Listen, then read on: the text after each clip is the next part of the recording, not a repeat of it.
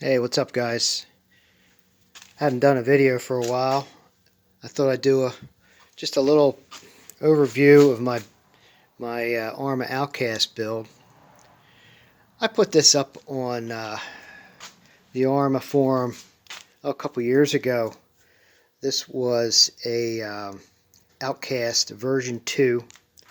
So if you remember right, the version 2 had some of the upgrades that the Creighton version 3 had.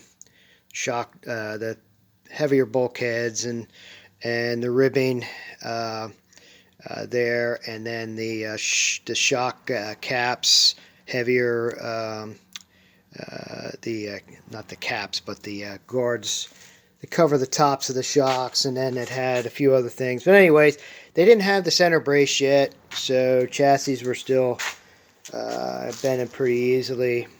So what I did at that time, now this was before the newer versions came out, we used to put a tower-to-tower brace in, and you would get a piece of aluminum or a piece of whatever, ski pole, fishing rod, whatever you got laying around, and stick it between the towers here and up front here, and to keep the things from, and then you had various ways of attaching it to the car. Some guys would put like some padding, to keep things, but everything was still getting all bent up. So what I did is I made up my own bracing system, and this was a couple years ago, like I said, before Arrma started mounting their brace going across to the bulkhead.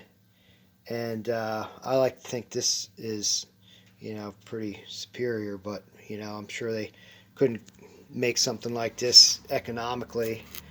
So what they have is pretty decent, But what I did is I attached this front piece. You can't really see down in there, but when I get my light here, look at my light. Isn't that cool? I can hook. Yeah, we'll get my light here and see. Yeah, there we go. That light, so that's a whole other story. I made that out of an old motorcycle light. But anyway, you still can't see down in there. But I attached the front there. I made an attachment to the bulkhead and to the tower in the front, and then put my tower-to-tower bracer, or bulkhead tower to brace, and tied everything together, right? And man, this is just a super solid setup. It doesn't go anywhere. It's really stiff, really solid. I've been running it since I think around 2018. But anyways, now it's 2022, right? So it's been a few years. Been through a couple bodies. This body here is pretty much falling apart.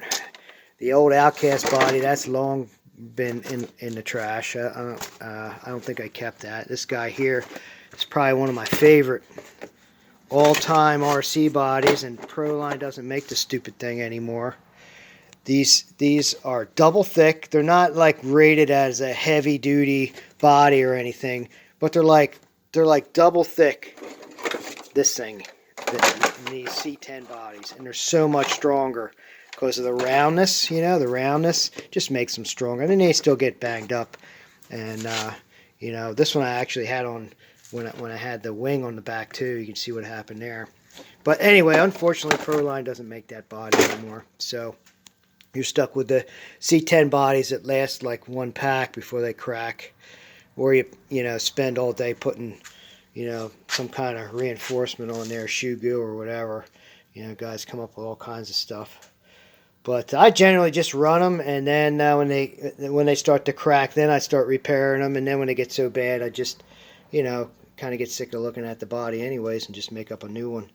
So alright, so that's what we got. I made these braces, right? I made this little bulkhead brace here. And what that does is that bolts to the tower, bolts to the bulkhead, and bolts to this brace, which bolts down onto the chassis, right? And then this guy here is keyed on here And that goes all the way across over to here. Bolts to this tower, bolts down to the bulkhead.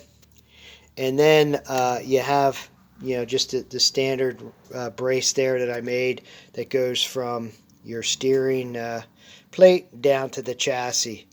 So it's pretty solid. I mean, this is the stock chassis. I've straightened it a few times, but nothing major. I mean, you'll see here. I'm going to flip this over, and you'll see it's pretty well been through it. But hey, I don't have any reason to replace it.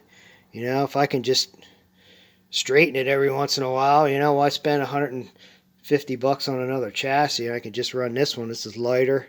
If I'd ever get any other chassis, I think I would get that M2C lightweight one with the pockets milled in it and run that guy, or make my own maybe.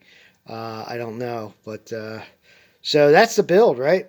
I got the braces, the bulkhead supports. I made the center brace. That's a piece of I think that's 2mm wall carbon fiber tubing. And then I pinned it and epoxied it to these guys here. Everything's keyed and everything is tight. I mean, it's like how a crazy person would do it, right? It's really nice. I spent a lot of time on it, and it's kind of a hobby within the hobby, right? So another thing I got rid of, the nice thing about this setup is you don't have to use the wing mount. The wing mount's probably one of the biggest pitfalls of the Arrma design. It goes through the towers, right? And then there's a plastic piece here, and then it goes to another plastic piece, and then it goes to the brace. So no matter what you do, you still got all them plastic pieces in there. And an M2C came up with a genius idea that that supports it up to high on the tower. That's a pretty decent design. But then again, I often wonder, why don't you just ditch the whole deal and make a whole set of braces and everything, and just get rid of all the Arrma stuff. Why just keep copying it? That's what I did. I got sick of that. I did the same thing on my Creighton too. That's a completely different setup. I'll maybe pull that up here one of these days and show you that. That was an earlier design that I made, and it came out really good. I still have a wing on it, but I run a Techno wing, and I got rid of that silly brace that Arrma uses that mounts on all the plastic pieces. So what happens is you end up still, ripping your shock tower off, or ripping your top of your bulkhead off, or whatever, because nothing's mounted down tight. You got to get, as my physics teacher would have said, you got to blunt the thrust of kinetic energy, right? That's what we're trying to do.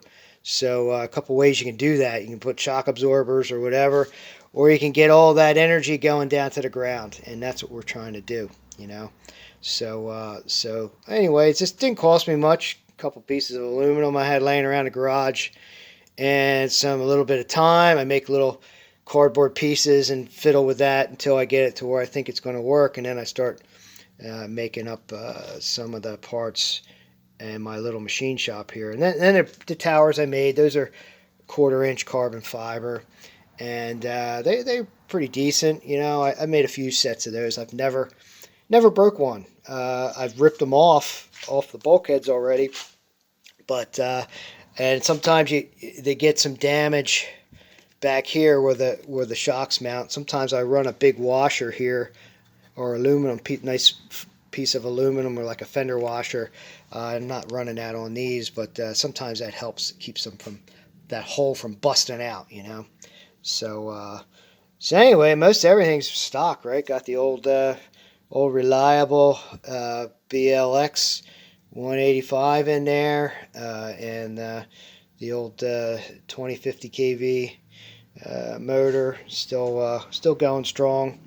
I did put the newer motor mount in there. I think that's the newer motor mount, and just have a cheap JX servo with a hot racing servo mount. Servo's getting a little wonky. What happens is they last a long time, but they get play in them. That's the difference between a cheap servo and the high-end servos. They tend to last a little longer. They don't get the play in them. But I run the cheap servos, you know. I just, you know, can't see spending over $40 on a servo. That's just me. Hey, you know, if you want to spend $200 on a servo, knock yourself out. I mean, I have no problem with it. I would, if you gave me one, I would use it. Believe me, I love it. I love this stuff. But that's just something that I can't justify spending that kind of coin on, you know. But hey, man, you know, I'm not knocking it. Just saying that's something I don't do. I think this hobby's great with all the stuff you can do. Just keeps your mind off of bad stuff, you know, sometimes, and you get to, you know, come up with some ideas. That's basically what I make these videos for. Hopefully, you know, somebody will, you know, get a few ideas, you know, and you know, you may not make a setup just like this, but hey, get the creative juices flowing. You might say, hey man, I'm going to go back to that tower to tower brace. They were pretty cool, you know. Stick one of them in there, and hey, got an old V1, V2, V3 Creighton. Stick it in there. You know, it's certainly better than running it stock and bending everything up. So while I'm at it here, I might as well say something about this wheelie bar. Okay, this is a T-Bone. I like their stuff. I do make my own bumpers, but I do like some of the T-Bone bumpers, and these are survivors. I've had these on here for quite a while. But how to make this rear bumper survive, I call it a bumper, but it's really a wheelie bar, is you notice that it's up pretty high, right? When you put a stock T-Bone on, they're like down to here. No good, at least for bashing. You know, they get in the way when you go up a ramp. They're in the way, and you know, you're always landing on them, and you're breaking stuff. And so, what you got to do, you get the T-Bone, and you take these bolts out, right? And see, they're the old holes are way down there, right? So you take them bolts out, you pick this up, and mark 2 new holes in it. You pick it up to where it's almost going to hit the body, right? All the way up to, and then mark some holes, get your drill on the countersink, boom, put some new holes in there, put your bolts in. Now you got a nice high wheelie bar that's a bumper. You know, it's protecting all this back here. It's protecting your bulkhead, your shock tower, your shocks, you know, because when you land on this thing, I mean, it's going to flex all the way up. You know, it's still gonna flex. You may break this piece a couple times. You know, you just make a new one out of Kydex and stick it on there. No big deal. But that's the way you want to run this thing. The stock way T-Bone has them, they're too low, and that's my opinion. But hey, sometimes you know, we can all be wrong, but we can't all be right either, right? So I think I'm right with that. You want to run a speed run and keep from flipping over. Yeah, great. You know, put your wheelie bar low, but if you're going to bash and get rid of this stupid wing mount wheelie bar on your Arrmas, and you want to run this guy here, that's the way you run it. You pick it up and put some new holes in there. So anyway, that's going to do it, I guess, right? That's enough blabbing. And anyway, I just thought I'd show you this setup here. I had it sitting out on a bench. I had it out not too long ago. You see, it's kind of dirty. The bolts are a little rusty. I'm not one of these guys that cleans everything, every little thing up every time. But rest assured, it's in good working order. It's ready to go right now. I'll probably get these out maybe tomorrow. It's starting to really get nice out, right? So anyway, anybody have any comments, any questions, any of this stuff? I mean, I don't make parts for anybody. I mean, I could give you some advice, but I barely have enough time to make my own stuff. You know, I work in a machine shop. That's what I've been doing for 35 years now, and so this is kind of a little outlet. I have a little shop here at the house. I do some personal stuff or my own stuff. I used to do a little bit of gunsmithing for myself and my friends. But I don't even do that much anymore with all the craziness in the world these days, and I just work on my own guns. I don't work on anybody else's. It's a good way to get sued. But anyway, that's something for another video, right? So yeah, so this is what we got. We got a we got our Arrma OutCast V2. All right, you guys have a blessed day. We'll talk soon.